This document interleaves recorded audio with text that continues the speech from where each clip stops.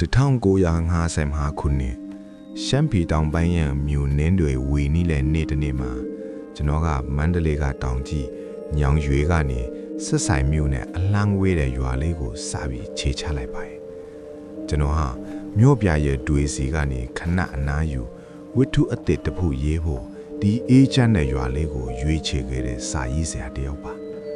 ရွာလမ်းမအတိုင်းလမ်းလျှောက်လာရင်ရွာထိပ်ကညောင်ပင်ကြီးကိုမြင်လိုက်ရတဲ့အချိန်မှာကျွန်တော်တကူလုံးစိတ်ခနဲ့ဖြစ်သွားတယ်ဒီရွာကိုကျွန်တော်တခါမှမရောက်ဖူးပါဘူးဒါပေမဲ့ဒီညောင်ပင်ကြီးနဲ့ဒီအေးစီနဲ့လေကျိုးဟာကျွန်တော်တို့ဘာလို့ဒီလောက်တောင်ရင်းနှီးနေရတာလဲတစုံတစ်ယောက်ကကျွန်တော်ကိုလှမ်းခေါ်နေတယ်လို့မျိုးခန်းစားချက်ကနှလုံးသားထဲမှာတိုးဝင်လာခဲ့တယ်ဒီခန်းစားချက်ကထူးဆန်းနေတယ်လို့ပဲကျွန်တော်တဲခိုးရမှာကရွာတူကြီးရဲ့ဧည့်သည်တွေထားလေရှိတဲ့အိမ်ပါရွာတူကြီးသမီးနှင်းစီကကျွန်တော်ကိုလာခေါ်တယ်သူမရဲ့မျက်နှာကိုမြင်မြင်ချင်းကျွန်တော်ရင်ထဲမှာလွတ်ခတ်သွားသလိုတစ်ဖက်မှာလည်းဘာကြောင့်မှမသိတဲ့ဝမ်းနည်းမှုတစ်မျိုးကလွန်မှုသွားပါတယ်နှင်းစီမျက်ဝန်းတွေထဲမှာလည်းအန်အောမှုအရေးအယံတစ်ခုကိုကျွန်တော်တွေ့လိုက်ရတယ်ကျွန်တော်တို့နှစ်ဦးစလုံးဘာမှမပြောပဲတိတ်ဆိတ်စွာအကြည့်ချင်းစုံမိနေတဲ့အချိန်တိုလေးဟာရာစုနှစ်ပေါင်းများစွာကြာသွားသလိုပါပဲဒီရွာကအရန်ตายရတာပဲနော်နင်းစီလို့ကျွန်တော်စကားဆလိုက်မိတယ်ตายရတာထက်တဘာဝအလှဒီပေါ့ကိုမောင်မောင်ဒီရွာကအေးချမ်းပြီးတိတ်ဆိတ်လုံးလို့တချို့တော့ရွာตายရလို့တောင်ခေါ်ကြဘူးတယ်လို့သူမကပြောရင်အနှဲငယ်ပြုံးပြပါတယ်ကျွန်တော်ရွာကိုစရောက်တဲ့ညမှာပဲအိမ်မက်ဆိုးတွေဆက်တိုက်မက်တော့တာပဲ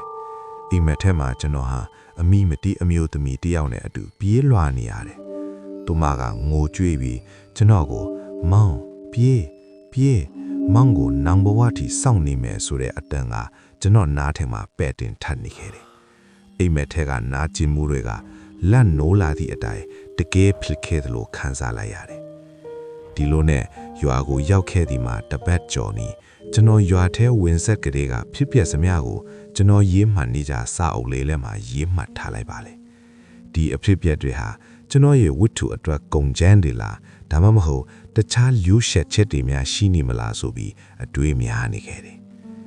လာပြီးညတညတော့ကျွန်တော်အိတ်မပြောနိုင်တာနဲ့ရွာလမ်းမှာအတိုင်းလမ်းလျှောက်ရင်စိတ်ကတစုံတစ်ခုဆွဲခေါ်လို့ရွာအပြင်ဘက်ညောင်းအိုပင်ကြီးစီကိုခြေဦးလှည့်မိသွားတယ်လာပြီးညရလာရောင်အုပ်မှာညောင်းပင်ကြီးဟာခံညားထဲဝါစွာတည်ရှိနေပါတယ်ခြေလန်းတွေကလေးလုံးနေပေမဲ့ရက်တက်လို့မရပဲညောင်းပင်နားကိုတဖြည်းဖြည်းချင်းကပ်သွားခဲ့တယ်အပင်နဲ့ပင်စီကိုတေချာကြည့်လိုက်တဲ့အခါပင်စီမှာတန်းတစ်ချောင်းစိုက်ဝင်နေတာတွေ့လိုက်ရတယ်အဲ့ဒီတန်းကိုမြင်လိုက်တဲ့အခါရင်ထဲမှာဝမ်းနည်းမှုတစ်မျိုးကလိုက်တက်လာခဲ့တယ်ကျွန်တော်လည်းစူးစမ်းလိုချင်တဲ့မတိစိတ်ကတိုက်တွန်းချက်ကြောင့်အဲ့ဒီတန်းကိုအနားကပ်တာနဲ့ထူးဆန်းစွာတန်းကအလိုလိုကျွတ်ထွက်လာပါတယ်တစ်ချိန်တည်းမှာပဲညောင်ပင်တစ်ဝိုက်မှာလေတွေအားပြင်းလာပြီးတိတ်ရွက်တွေတဝေဝေလှုပ်ခါသွားတယ်